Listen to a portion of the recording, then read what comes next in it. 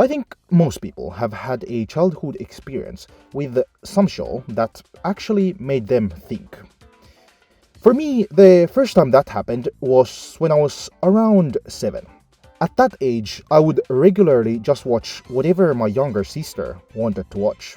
In the process, I ended up watching a show called Glitter Force Doki Doki. It was a very stereotypical magical girl anime where the monsters were born out of the evil within people's hearts, and the magical girls would purify those monsters using the power of friendship. It was a very episodic show, and most episodes would have a self-contained story arc with clear resolutions. But at the start of the second season, the show starts to give hints as to how the show would end. The girls get new power-ups and get much stronger. Then a girl named Regina shows up, and at first she's clearly a villain character, but unlike the others, she can be reasoned with. In the end, it's revealed that she was the evil half of the princess that everyone was trying to find, and the big bad evil of the show was the princess's father. After, they simply have a final battle and a happy ending. I rewatched the show for this video, and I will happily say it did not hit as hard as it did when I was a child. I vividly remember thinking about the ending and how tragic it was, but I don't remember which part of it I thought was sad. Maybe it was the origin of Regina, or maybe it was because of the cruel fate of the kingdom where the princess lived. I just don't remember. Part of why I wanted to make this video was because I felt the same feeling for another show I watched more recently, and I didn't want to also forget why that had felt so impactful. Chapter 1. The Prelude. To set the scene, I was around 12 years old when I discovered the art of pirating. The instant I realized the power it held, I started to sail the high seas on a daily basis. First it was the popular anime, then the less popular, and finally anything that even slightly piqued my interest. Once I was done with anime, I moved on to cartoons, and it was on one such cartoon watching binge that I found an anime amidst the sea of cartoons. The first episode enticed me with nice visuals, great music, and a riveting hook. UQ Holder had me in its claws. After watching all of the episodes, I noticed some weird references to things that didn't have an explanation in the story. Mostly in the beginning, where we see a cast of characters that are not elaborated on, and in the end, where the main character fights his grandpa with powers that aren't really explained. But if I ignored those parts, it was a good anime with an interesting story. Right as I was about to find another show to watch, I noticed a weird artifact. The site I was on added a season number in the title of every show, and the anime I had been watching had the number 2. Even though the story felt quite self-contained, there were some references to events that were not explained, so I had to find the first season to solve this mystery. I had noticed the season marker before watching the anime, but I couldn't find the first season anywhere, so I just watched it. But now that I was hooked, I needed some more material, and searched more thoroughly. I was about to give up again when I decided to just Google the show, and I went to the wiki page of UQ Holder, and there it was. Set several generations later in the world of his previous work, Negima Master Negi. I had finally found the original series. I quickly went to search for Negima, but I found 2 anime with that name. First, I thought they were the first and second season, but I quickly realized that both of them were adaptations of the same material. So I did what any reasonable person in this position would do. I watched both of them, all 52 episodes. As the episodes went by, I realized these weren't even the same types of shows as UQ Holder. UQ Holder was an action-oriented battle shonen and had an undertone of mystery from the immortality of the main character, as well as the surrounding magical world. Both of the Negima anime were about a 10-year-old child professor called Negi, who was a magician tasked with teaching a class of rowdy middle school girls. Negima was a weird fanservice show that had the main comedy being that Negi could make the girls' clothes disappear when he sneezed. It was not something I was generally interested in at all, but I was willing to make it through the beginning parts to make it to that juicy action I saw in UQ Holder, and the resolutions to the mysteries not answered in UQ Holder. With that, I was done with both adaptations. Barely anything happened in either show. I'd struggled through Negi kissing those schoolgirls for all 52 episodes, and literally nothing was explained. Chapter 2. A Page of the Forbidden Book. Curiosity had gotten the best of me. Before this, I had seen and heard about manga, but I thought they weren't as exciting as anime, and there was so much anime to watch, so I didn't think I would ever end up reading manga. But there I was, reading the first manga volume of my life. One of the anime websites I had been frequenting had a link to a manga pirating site, which is where I found it, Mahou Sensei Negima. I opened the first chapter, and the quality is absolutely terrible. Though I didn't know that at the time, since it was the first manga I had ever opened. But finally, I was starting to get some answers to my questions. In the beginning, the magical system used in Negima is the Pactio system, where the Minstrel Magus, i.e. the girls, kiss the Magister Magus, i.e. Negi, which creates a contract that gives the Minstrel Magus some of the Magister's powers in the form of a physical power boost, and a magical artifact, which can range from a simple sword to a book that shows the future. The start of Negima is about Negi hiding his magical power, and it being slowly revealed to the girls of 2A, while making Pactio cards with them to defeat evil and find Negi's father. The beginning of the manga leans heavily on fan service of the girls, who, might I remind you, are in middle school, being half naked in front of Negi, who, might I remind you, is 10 years old, because of his magical sneezes. Slowly as the series goes on, the author starts to lean more and more on the action of the manga, while making the fan service scenes more and more sparse, which is definitely the right decision. The truth is that Negima is a manga with 255 chapters, and most likely you are not going to read it. If you do bear through the whole manga and the sequel, UQ Holder, which, might I say, is a lot better, I promise the emotional payoff is more than worth the read. Now, with that being said, spoilers ahead for Mahou Sensei Negima. Chapter 3. Mahou Sensei Negima. Negi wants to find his father, Nagi. In that process, he wants to become a mage. The final challenge for him to become a mage is real experience as a teacher at a Japanese middle school. He fights an immortal vampire named Evangeline who was trapped in Mahora Academy by Nagi and defeats her. She tells Negi that he might find clues about his father in Kyoto, so the whole class goes on a field trip to Kyoto. In Kyoto, Negi and some students end up fighting Fate, who is the main antagonist of the series. Fate summons a demon which defeats Negi, but at the last second, Evangeline, whose curse that keeps her location tied to the school is temporarily lifted, comes to save them. After the encounter, Negi starts training with Evangeline to become more powerful. Later, Mahora Academy holds a festival, during which one of Negi's students turns out to be a time traveler. The time traveler, Xiao Linshen, tries to reveal magic to everyone and take control of Mahora Academy, but she is defeated and leaves to go back to her own time. It's also revealed that she is a Martian and a descendant of Negi. Do with that information what you will. In this arc, there's also a new pill introduced, which makes everyone that takes it temporarily look like an adult. So don't be confused when he suddenly looks like an adult. That is just the pill.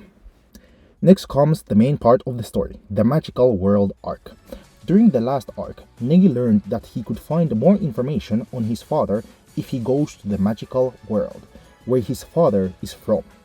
Since it's summer break, some of the girls come with him too.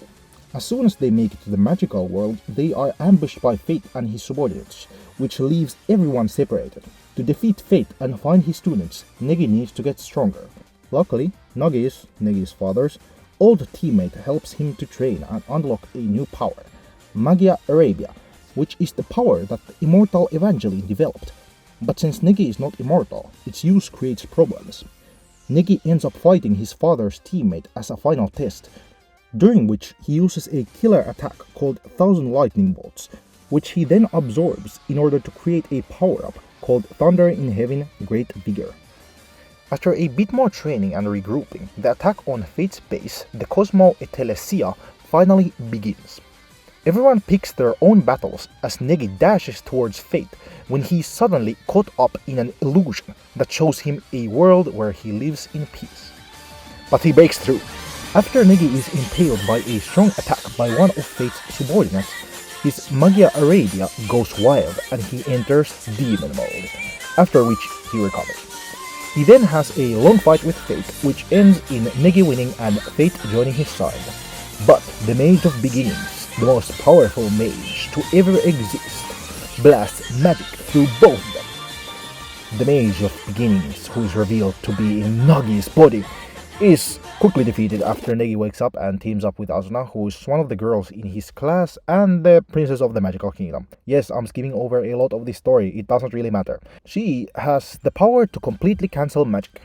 The epilogue tells of Asuna freezing her body for 130 years to save the magical world. But after realizing that all of her friends are dead and being sad, she notices Evangeline and Chao, who tell her that she can go back to the time she was originally living in, which leads to a happy ending. Chapter 4. The Break. So, the end of Negima was by all measures interesting, but the reason I read it in the first place was to understand the events of UQ Holder, which I now did. Though it did feel odd for a manga you had been reading for 255 chapters to just end like that. Though it probably didn't come across in that short plot synopsis, the ending was rather odd. The Mage of Beginnings, who was referred to as an absurdly strong mage, who was now in possession of the body of Nagi, the most powerful magician. But after all that build-up, the fight ended in a single blow. Also, in the final chapter, it's shown that Nagi was saved by Negi, but it's not explained how, since the Mage of Beginnings is supposed to take over the body of whoever defeats her. Later I stumbled upon a video about why Negima ended so early. The reason that Ken Akamatsu, the creator of Negima, had to end the manga early was to avoid a new copyright law that was going to give publishing agencies the power to use copyright to sue other mangaka who make derivative works without the creator's permission. But the law never passed, so he just ended up rushing the ending for no reason. After a year's break, Ken Akamatsu decided to make a continuation of Negima, not in the same time period, but in the same universe. As you might have noticed, the name of this chapter of this video is The Break. The reason I titled it that was because it was chronologically when I took a break, since there were no more manga chapters, and instead of following weekly, I decided to just wait for UQ Holder to get completed. As I mentioned before, this was my first manga, but in the meantime I had seen glimpses of other really interesting manga, like the newly published Solo Leveling and the not so newly published One Piece. But I hadn't been able to read them since I was reading Negima. Since by this point I had already seen the anime, I will recount it in this chapter for your viewing pleasure. The events of UQ Holder take place 80 years after the end of Negima. The series' protagonist is a young boy named Tota, who is the grandson of Negi. Tota's parents died in a car accident while he was 2. So when he's taken in by the immortal Evangeline, who is, remember, still alive because she's immortal, currently using the alias of Yukihime, and also using magic to make her body look older than it is. But I'm getting a bit ahead of myself here. Let's start at the very beginning. Tota wants to beat Yukihime in a battle to have the right to go to the capital, but is constantly defeated. A bounty hunter gives Tota magical sealing bracelets, which he gives to Yukihime as a gift, but suddenly the bounty hunter appears and tries to kill Yukihime. Since Yukihime is immortal, he stabs Tota. As Tota is about to die, Yukihime gives Tota some of her blood, which makes him into an immortal vampire. He also later gains the ability to use Magia Arabia, but is unable to use magic. Because of the bounty hunter, Yukihime decides to move to the capital with Tota. In the last 80 years, she's found many immortals like herself to stop other immortals from doing evil deeds. This group is called UQ holders. Tota joins UQ holders as the 7th member and starts getting acquainted with the other members. After a few smaller missions and training arcs, Tota decides to join the Mahora Academy martial arts tournament. He learns that he's not the grandson of Negi, but a clone with Negi's and Asuna's genes. The first match he fights in the tournament is a person calling him brother, who is revealed to be another clone of Negi. Suddenly Negi, whose body has been taken over by the Mage of Beginnings, appears and tries to take Tota with her. Negi and Tota have a cool fight, in which Negi attacks Tota with lightning, but as Tota is using Magia Arabia, he channels the lightning magic to activate Thunder in Heaven Great Vigor. Eventually Tota is defeated. It's revealed that a part of Asuna was sealed in Tota, and that part of Asuna leaves Tota's body to reseal the Mage of Beginnings. Those are the events of the anime, but as you will see in the next chapter, the anime leaves out a lot of material from the manga. This was the original premise that got me hooked. I wanted to know what Thunder in Heaven Great Vigor was, and what happened to Negi for him to just end up in this position. But first, I decided to wait for the UQ holder manga to finish, which leads us to a 3-year time skip in real life and to the end of 2023. I'm now in high school, and while going through my old music playlist, I noticed one of the Negima opening songs. I quickly opened a manga website and found out that UQ holder had ended only a few months prior. So I embarked on the last part of this journey. Chapter 5. The End. After a few arcs focused mostly on characters that were skipped in the anime, we get to the real Mahora martial arts tournament. The Mage of Beginnings shows up in Tota's mind and tells Tota that he's a copy of Neji, not his actual grandson. The fight with the other clone of Negi ends in her defeat and consequential retreat. Tota then learns of a very cool secret technique that his grandpa used. Just as Tota is about to ask more questions about him being a clone from Yukihime, the noble vampire Dana shows up. Dana is a noble vampire, which makes her way more powerful than Yukihime, who is just a half-breed. After a bit of bickering, Dana decides to train Tota before the arrival of Negi.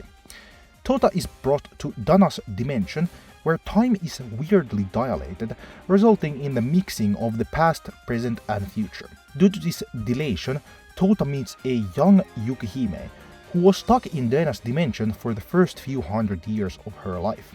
As Tota befriends this version of Yukihime, he realizes that every time he sees Yukihime, the time that has gone by has been longer and longer. Eventually, he jumps so far into the future that she no longer remembers him. At the same time, Dana trains Tota to separate the dark magic of Venus he gained from Magia Arabia and the white magic of cancellation of Mars he gained from Asuna's genes. This gives him the ability to block magic and safely release Magia Arabia. Tota learns that by absorbing lightning magic, he can use Thunder in Heaven Great Vigor. After graduating from Dana's training, the Mage of Beginnings comes to Earth in Negi's body, and the fight continues just as in the anime. With the earlier explanation, it makes a lot more sense why Tota was able to absorb Negi's lightning attack and use Thunder in Heaven Great Vigor. The next arc is an explanation given by Dana. She explains that since Asuna went into a 130-year-long sleep to stop the magical world from getting destroyed, and then went back in time to when she started to sleep, 2 universes were created. One where Asuna is with the rest of the cast, and one where she's not. The one where Asuna is there with everyone is the good ending, and the one without Asuna is the one where UQ holder takes place. In other words, it's the bad ending. In the good ending, Negi confesses to Chisame, and in the final battle, the Mage of Beginnings in Nagi's body is defeated. But by some miracle, Nagi survives. In the current timeline, Negi could not defeat the Mage of Beginnings and had to retreat, leaving many of his friends behind. He then makes the plan to clone himself and tries to defeat the Mage of Beginnings by getting absorbed and self-destructing, which fails. After receiving this knowledge, they also learn that the Mage of Beginnings is located on Pluto and will gain full control of Negi's body in 1 week. Everyone immediately starts training, and then there's suddenly a 43-year time skip. Tota has lost his memory and is injured. As he does not know what to do, he starts working as an engineer. After a few months, he suddenly remembers what happened. They finished their training and went up to a space elevator, when it suddenly blew up. Tota is attacked by a minion of the Mage of Beginnings, who tells him that all of his friends are dead and that Yukihime sacrificed herself to reseal the Mage of Beginnings. In the fight, he slowly gains his combat abilities back and eventually his immortality too. He then escapes and tries to find his friends because he believes they are still alive. He travels the land for 2 years without finding anything. Just as he's about to give up hope and the minions of the Mage of Beginnings are about to seal him, the UQ holders finally find and rescue him. They tell him that he actually saved everyone by becoming the World Tree and holding the space elevator together. After regrouping, everyone prepares for a final battle, when Pluto appears right next to Earth. The UQ holders try their best to fight against the Mage of Beginnings and her henchmen, but are defeated. Just as Tota is about to give up, the magic within Negi's research notes that Tota had been keeping with him activate and summon the great hero Negi Springfield. Inside the Mage of Beginnings, Negi had developed a magic counter possession, one by one freeing everyone who had been possessed by the Mage of Beginnings, until only she, in the body of Yukihime, is left to fight against everyone. And together, they are able to defeat the Mage of Beginnings. Then there's a 12,000-year time skip to when the suffering in the world is low enough for the Mage of Beginnings to release Yukihime. Tota almost doesn't remember Yukihime's name, and then tells Yukihime that humanity has now spread farther than the solar system, and they've even discovered extraterrestrial life. The final panels are of Tota starting to explain all of the different events that had transpired during Yukihime's long sleep.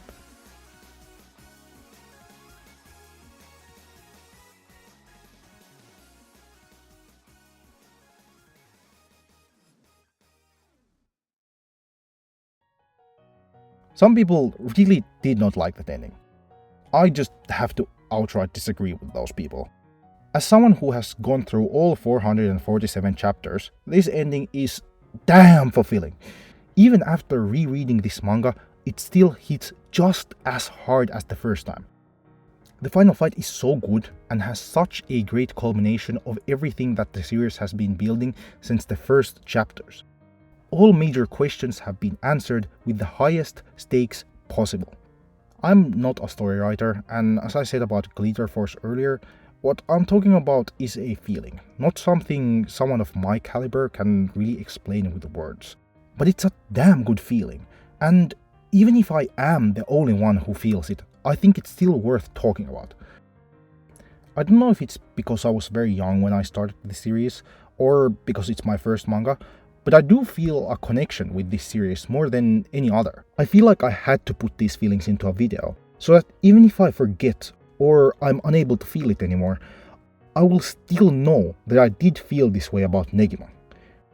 The series that for me was a greater influence than any other, and hopefully I could impart a little bit of what I felt onto you. Alright, that will be it for this video. Hopefully you enjoyed, hopefully it was fun.